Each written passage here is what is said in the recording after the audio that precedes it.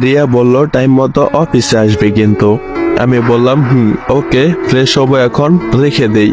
তারপর কল কেটে দিলাম আর ফ্রেশ হতে লাগলাম। এভাবে অফিসে যাওয়ার জন্য বেরিয়ে পড়লাম। নেহাদের রুমের সামনে দিয়ে যেতে লাগলাম, কিন্তু আজ এখনো পর্যন্ত স্নেহাকে দেখলাম না। কি হয়েছে তার, আজ কেন এখনো এলো না? তাই তার সাথে দেখা করার জন্য তাদের রুমের সামনে গেলাম আর কলিং বেল বাজাতে লাগলাম, কিন্তু কেউ দরজা খুলছে না। তাই দেখে একটু অবাক হলাম। তাই আমি ফোনটা বের করে স্নেহাকে কল দিলাম, কিন্তু তার ফোন বন্ধ দেখাচ্ছে। আমি একটু চিন্তিত হয়ে পড়লাম, কি হয়েছে মেয়েটার। তখন আমি আঙ্কেলের নাম্বারে কল দিলাম। আঙ্কেল কল ধরলো আর যেটা বললো সেটা শুনে আমি একদমই বরফ হয়ে গেলাম। কি বললো আঙ্কেল, চলেন এটা আপনাদেরকে বলেই দিই। আমি বললাম, আঙ্কেল আপনারা কোথায়? অনেকগুলো কলিং বেল দিলাম, কিন্তু কোনো সারা শব্দ পেলাম না। আবার স্নেহার ফোনটাও বন্ধ। তখন আঙ্কেল কেঁদে দিল, বাবা আমরা হসপিটালে আছি, স্নেহা মনে হয় আর বাঁচবে না। এটা শুনে যেন আমার পায়ের নিচের মাটি সরে গেল। তখন আমি জিজ্ঞেস করলাম, আপনারা কোন হাসপাতালে আছেন? তখন তিনি একটা হাসপাতালের নাম বললেন আর আমি তাড়াতাড়ি বেরিয়ে পড়লাম। আমি যে হাসপাতালে অপারেশন করিয়েছি ঠিক সেই হাসপাতালে স্নেহাকে নেওয়া হয়েছে। তাই আমি আর দেরি না করে রুমে গিয়ে ব্যাগটা রেখে বের হয়ে পড়লাম হাসপাতালের উদ্দেশ্যে। একটু পর হাসপাতালে পৌঁছে গেলাম। গিয়ে দেখি আঙ্কেল বাহিরে বসে বসে কান্না করছে। তখন আমি তার কাছে গিয়ে তার পিঠে হাত দিলাম আর সে আমাকে দেখে আমাকে জড়িয়ে ধরে কান্না করে দিল। আমি কি বলে সান্ত্বনা দিব কিছুই বুঝতে পারছি না। জানি ওনার মনের ভেতর এখন কেমন লাগছে, কারণ উনি তো বাবা, উনি জানে যে ওনার মেয়ে মারা যাবে, কিন্তু উনি কিছুই করতে পারছে না। এসব ভাবছি, এর ভিতরে রিয়া অনেকগুলো কল দিল, কিন্তু আমি রিসিভ করলাম না। তারপর আঙ্কেলকে বলতে লাগলাম, আঙ্কেল আপনি কোনো চিন্তা করবেন না। তখন আমি ওখান থেকে এসে ডাক্তারের রুমে গেলাম, আর অন্যদিকে রিয়া তো রেগে একদম ফায়ার। তবে ভীষণ টেনশনও হচ্ছে এটা ভেবে যে ও তো বলছিল আজকে অফিসে আসবে আর সকালেও কথা হয়েছে, কিন্তু এখনো কল ধরছে না কেন। এসব ভাবছে আর কল দিচ্ছে। এর মধ্যে আব্বু বাসা থেকে বের হয় রিয়া ম্যামের সাথে দেখা করার জন্য। একটু পর অফিসে চলে আসে। রিয়া ম্যাম কেবিনে বসে আছে, ওনার কাছ থেকে অনুমতি নিয়ে ভিতরে আসে। আব্বুকে দেখে রিয়া বলল, আরে চৌধুরী সাহেব আপনি এখানে? আরে আমার কি সৌভাগ্য, বসেন বসেন, চা খাবেন নাকি কফি? তারপর আব্বু বলল, আরে তেমন কিছুই খাবো না, আসলাম একটু আপনার কাছে কাজের জন্য। রিয়া বলল, কি কাজ? আব্বু বলল, একটা বিষয় জানতে এসেছি। তারপর আব্বু একটা পিক দেখিয়ে বলতে লাগলো, দেখেন তো এই পিকটা দেখেন, ওকে চিনেন কিনা? রিয়া বলল, চিনি তো, উনি তো স্বামী, কিন্তু ওনাকে আপনি কিভাবে চিনেন আর ওকে কেন খুঁজছেন? আব্বু বলল, ও আমার ছেলে, আমার সাথে রাগ করে চলে এসেছিল। তারপর আর ওর কোনো খোঁজ পাইনি। অনেক কষ্ট করে জানতে পারলাম সে আপনার অফিসে চাকরি করে, তাই আপনার কাছে আসলাম। রিয়া বলল, সত্যি কি উনি আপনার ছেলে? আব্বু বলল, এখন বলেন ও কোন কেবিনে আছে? রিয়া বলল, আসলে তার জন্যই আমি অপেক্ষা করছি, কিন্তু সে এখনো আসছে না আর কলটাও ধরছে না।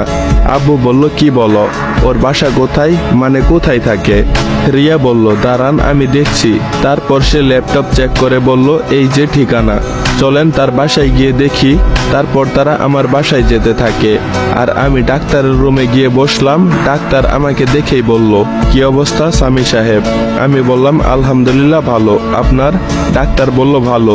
তা আজকে হঠাৎ আমার কাছে কি মনে করে আসছেন?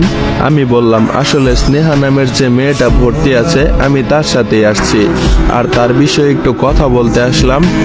আচ্ছা, তাকে কি কোনোভাবে বাঁচানো সম্ভব না? তখন ডাক্তার যেটা বলল, হঠাৎ এখানে আসলেন কেন? আমি বললাম, আসলে স্নেহা নামের যে পেশেন্ট এখানে ভর্তি আছে সে আমার অতি আপনজন। আচ্ছা ডাক্তার, তাকে কি বাঁচানোর কোনো রাস্তা নেই? ডাক্তার বলল, আসলে তার অবস্থা অনেকটাই খারাপ, যদি তার জন্য একটা কিডনি পাওয়া যায় তাহলে ঠিক হয়ে যাবে। আচ্ছা পেশেন্ট আপনার কি হই? আমি বললাম, ও আমার ফ্রেন্ড ধরতে পারেন। এর ভিতরে রিয়া কল দিতেই থাকে। ফোনটা হাতে নিয়ে দেখি 100-র উপরে ফোন দিছে। এটা দেখে আমি অবাক হয়ে গেলাম, আমার ফোনে চার্জও নেই। তখন আমি আবার কল দিলাম। আমার কল দেখে রিয়া কলটা রিসিভ করলো আর বলতে থাকে, এই তুমি কোথায় গেলে, কতগুলা কল দিলাম কিন্তু তুমি তো কল ধরলে না। আমি বললাম আসলে আমার ফোনে চার্জ নেই, হয়তো এখনই বন্ধ হয়ে যাবে, আমি হাসপাতালে আছি। একটা কথা, এটাই হয়তো তোমার সাথে আমার শেষ কথা। এটা বলতে দেরি হলো, ফোন বন্ধ হতে দেরি হলো না। তখন রিয়া বলতে লাগলো, কি হয়েছে ওর, কি বললো শেষ কথা মানে? আচ্ছা সে তো বললো না যে কোন হাসপাতালে আছে।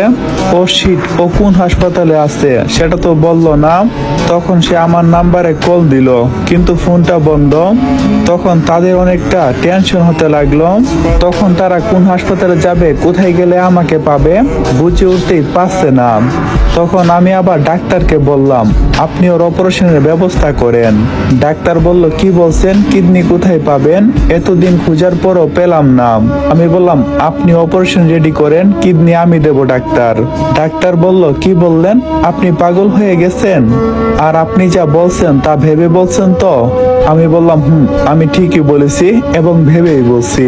আর হ্যাঁ, আপনাদেরকে যে বলছিলাম আমার একটা রোগ আছে যেটা আমি আপনাদের কাছ থেকে গোপন রেখেছিলাম, সেটা হচ্ছে স্বামী যখন তার অপারেশন করছিল তার কয়েকদিন পর তো যা হলো আপনারা শুনছেন গল্পে, কিন্তু লাস্ট যখন ও পরীক্ষা করছিল তার রিপোর্ট ছিল এরকম যে স্বামীর ব্লাড ক্যান্সার হয়েছে। আর ডাক্তার বলেছিল স্বামী আর বাঁচবে কয়দিন, কিছুদিনের অতিথি মাত্র এই দুনিয়ায়। তাই ডাক্তার, আমি স্নেহাকে ভালো করব, তারপর আমি চলে যাব না ফেরার দেশে। তবু যদি আমার জন্য বেঁচে থাকে একটা প্রাণ, তাহলে নিজেকে ধন্য মনে করব। আর সে যেন তার ভালোবাসার মানুষগুলাকে নিয়ে ভালো থাকতে পারে। হয়তো দুনিয়াতে আমার আপন কেউ নেই, এরকম কষ্ট নিয়ে বেঁচে থাকতে হবে না। আর স্নেহা তো সবই আছে, ওর বেঁচে থাকা উচিত।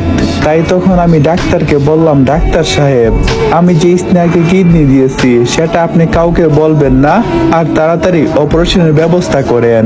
তারপর আমি সেখান থেকে উঠে আঙ্কেলের কাছে যেতে লাগলাম। এদিকে আব্বুকে রিয়া বলতে লাগলো আমার অপারেশনের কথা, আমার যে অপারেশন করছিল কিডনির সমস্যার কারণে।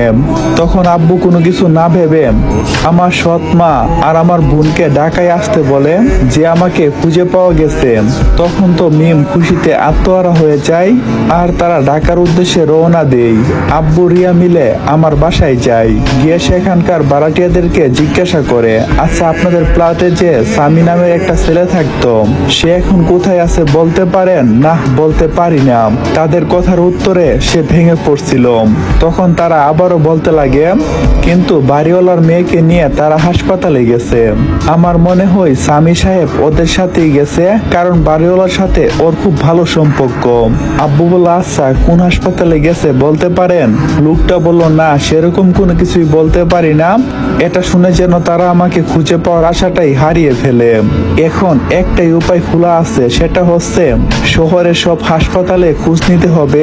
এর ভিতরে রনি ভাবতে থাকে, কেন সেদিন দেখার পর থেকে আজ পর্যন্ত একটা কল দেয় নাই আর দেখাও হয় নাই। ভাই কি আমার সাথে রাগ করেছে?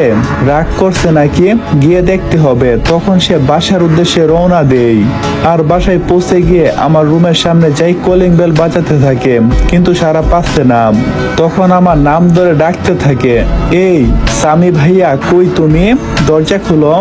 আমার আব্বু শুনে আর রিয়া বলে, ওই আপনি কি শুনছেন, কেউ একজন স্বামীর নাম ধরে ডাকছে। তখন তারা দৌড়ে আমার রুমের সামনে আসে আর দেখে বাচ্চা ছেলে সেখানে দাঁড়িয়ে আছে, আমাকে ডাকছে। তখন আব্বু সেখানে গিয়ে রনিকে জিজ্ঞাসা করলো, এই ছেলে তুমি কে আর স্বামীকে কেন ডাকছো?